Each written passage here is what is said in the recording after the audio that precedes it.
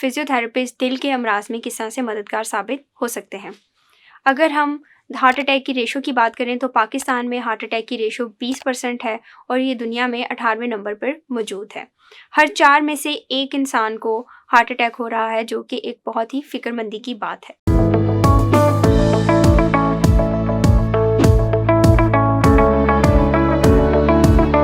अस्सलाम वालेकुम, मेरा नाम डॉक्टर इकरा ज़काउल्लाह है और मैं एक फ़िज़ियोथेरेपिस्ट हूँ। आज हम जिस टॉपिक पे बात करेंगे वो ये है कि फ़िज़ियोथेरेपिस्ट दिल के अमराज में किस तरह से मददगार साबित हो सकते हैं। अगर हम हार्ट अटैक की रेशो की बात करें तो पाकिस्तान में हार्ट अटैक की रेशो 20% है और ये दुनिया में 18वें नंबर पर मौजूद है। हर 4 में से 1 इंसान को हार्ट अटैक हो रहा है, जो कि एक बहुत ही फ़िक्रमंदी की बात है। फ़िज़ियोथेरेपिस्ट कार्डियक पेशेंट्स में किस तरह से मददगार साबित हो सकते हैं, इसके लिए ये जानना ज़रूरी है कि हम रिहैबिलिटेशन या फ़िज़ियोथेरेपी किन मरीज़ों में करवा सकते हैं। अगर हम दूसरे ममालिक की बात करें तो दूसरे ममालिक में दवाई के साथ साथ रिहैबिलिटेशन पे भी फ़ोकस किया जाता है, जबकि पाकिस्तान में ऐसी प्रैक्टिस बिल्कुल भी नहीं है। यहाँ पे ये कहा जाता है कि मरीज़ को कोई भी एक्टिविटी परफ़ॉर्म नहीं करनी चाहिए अगर उसे हार्ट अटैक हो चुका है या उसका बायपास हो चुका है या वो दिल के किसी भी मर्ज़ में मुब्तला पहले रह चुका है, तो वो कोई भी एक्टिविटी परफ़ॉर्म ना करें, जबकि ये बिल्कुल गलत है और हम अपने मरीज़ को मज़ीद उसकी तबीयत को ख़राब कर देते हैं। रिहैबिलिटेशन प्रोग्राम जो है ये बेसिकली पूरी एक टीम के साथ परफॉर्म किया जाता है, जिसमें फिजियोथेरेपिस्ट और कार्डियोलॉजिस्ट सरफ़हरिस्त हैं। जब आप एक बार कार्डियोलॉजिस्ट आपको क्लियर कर देता है कि अब आप अपनी नॉर्मल लाइफ की तरफ आना स्टार्ट कर सकते हैं, तब फिजियोथेरेपिस्ट इंसान उस मरीज़ की रिहैबिलिटेशन की तरफ उस रिहैबिलिटेशन पे फ़ोकस करता है। रिहैबिलिटेशन में एक्सरसाइज़ेज़ करवाई जाती हैं जिससे मरीज़ की एक्टिविटी, बॉडी मूवमेंट, मरीज़ की हार्ट की रेशो, मरीज़ की ऑक्सीजन लेवल जो है वो बेहतर हो जाता है। रिहैबिलिटेशन प्रोग्राम 3 फ़ेज़ेज़ में करवाया जाता है।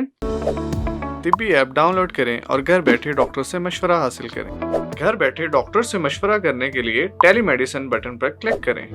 स्टार्ट अ कॉल बटन पर क्लिक करें और डॉक्टर से मशवरा हासिल करें। सबसे पहली फ़ेज़ जो है वो क्लिनिकल फ़ेज़ है। क्लिनिकल फ़ेज़ में पेशेंट को आईसीयू में ही पेशेंट को एक्सरसाइज़ेज़ परफ़ॉर्म करवाई जाती हैं, जो कि जिसमें फिजियोथेरेपिस्ट पेशेंट की range of motion exercises perform करवाता है और मरीज़ की हौसला अफ़ज़ाई की जाती है कि उसने किस तरह अपनी छोटी-छोटी एक्टिविटीज़ से अपने आप को नॉर्मल लाइफ़ की तरफ वापस लेके आना है। अगर हम फ़ेज़ 2 की बात करें, फ़ेज़ 2 जो है वो एक आउट पेशेंट रिहैबिलिटेशन फ़ेज़ है। इस फ़ेज़ में जब एक बार कार्डियोलॉजिस्ट मरीज़ को क्लियर कर देता है और उसके बाद मरीज़ आउट पेशेंट डिपार्टमेंट में हमारे पास आता है। ओपीडी में पेशेंट आता है, जिसमें जो कि 3 से 6 हफ़्तों तक ये रिहैबिलिटेशन प्रोग्राम जा सकता है और इसे हम 12 हफ़्तों तक भी कर सकते हैं।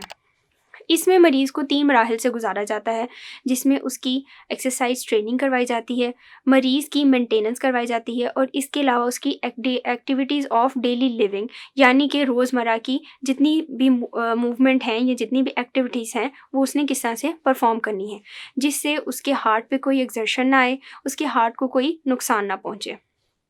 अगर हम तीसरी फ़ेज़ की बात करते हैं, तो तीसरी फ़ेज़ जो है वो मेंटेनेंस फ़ेज़ है। इसमें थोड़ी-सी पहली और दूसरी की निस्बत हार्ड एक्सरसाइज़ेज़ करवाई जाती हैं, जिसमें मरीज़ की स्ट्रेंथनिंग एक्सरसाइज़ेज़ आ जाती हैं, मरीज़ की एरोबिक एक्सरसाइज़ेज़ आ जाती हैं और फ्लेक्सिबिलिटी एक्सरसाइज़ेज़ करवाई जाती हैं। इन एक्सरसाइज़ेज़ को या इन सारी फ़ेज़ेज़ में से मरीज़ को गुज़ारते हुए जिस चीज़ का ख़्याल रखना ज़रूरी होता है, वो ये है कि किसी भी तरह से मरीज़ का बीपी जो है वो ड्रॉप नहीं करना चाहिए, पेशेंट का हार्ट रेट कम नहीं होना चाहिए और पेशेंट का ऑक्सीजन लेवल कम नहीं होना चाहिए। इन चीज़ों को मेंटेन करने के लिए एक क्लिनिकल नर्स जो है वो फिजियोथेरेपिस्ट के साथ हमेशा मौजूद होती है, जो कि इन वाइटल्स को परफ़ॉर्म करती रहती है। पेशेंट को अगर हम रिहैबिलिटेशन इसके बाद फिजियोथेरेपिस्ट एक रिहैबिलिटेशन क्लास भी जॉइन करवाते हैं, जिसको हम 5 स्टेप्स में से गुज़ारते हैं। सबसे पहला जो स्टेप है उसमें वाइटल स्क्रीनिंग की जाती है, दूसरे स्टेप में पेशेंट को वार्म अप करवाया जाता है, तीसरे स्टेप में पेशेंट को पूरी क्लास होती है जो कि 20 से 25 मिनट की होती है। इसके अलावा पेशेंट को कूल डाउन एक्सरसाइजेज़ करवाई जाती हैं और दोबारा से स्क्रीनिंग की जाती है। स्क्रीनिंग में पेशेंट का हार्ट रेट, उसका ऑक्सीजन, उसका टेम्परेचर और बीपी मॉनिटर किया जाता है।